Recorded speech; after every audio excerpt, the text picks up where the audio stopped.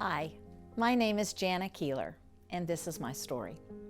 I'm a preacher's kid and was so fortunate to grow up in a household immersed in God and His gracious love.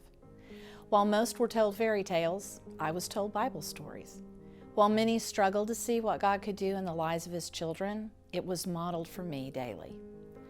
The year I turned 5, I attended my first 2 funerals. One was for my elderly great uncle, and another for my 18-month-old cousin who had died from leukemia. I learned that death had sometimes come suddenly and unexpectedly and was no discriminator of age.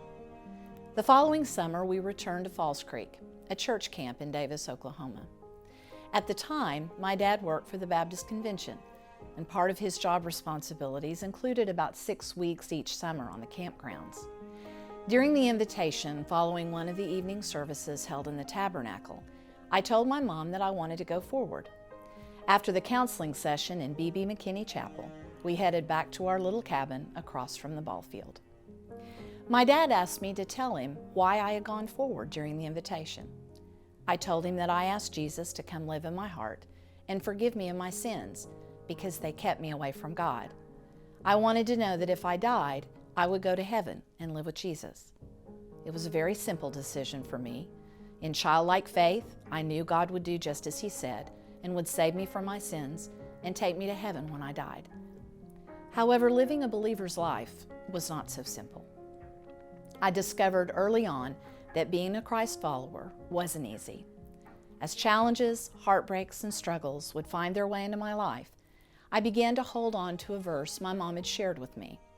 Joel 2:25 says, "I will restore to you the years the locust has eaten." During several periods of my life, it seemed like a swarm of locusts had descended, or at least a great big locust who liked to come dying frequently. Disease, infertility, deaths of close family and friends, and a failed marriage came one after another. But I hung tight to God's promise, and God was faithful. In every trial, God showed His amazing mercy and love. He gave me opportunities to help others going through similar struggles, and while ministering to them, He graciously continued to heal me. He gave me ways to manage my disease, to face death without fear, and gave me the love of my life with children and grandchildren that became my own.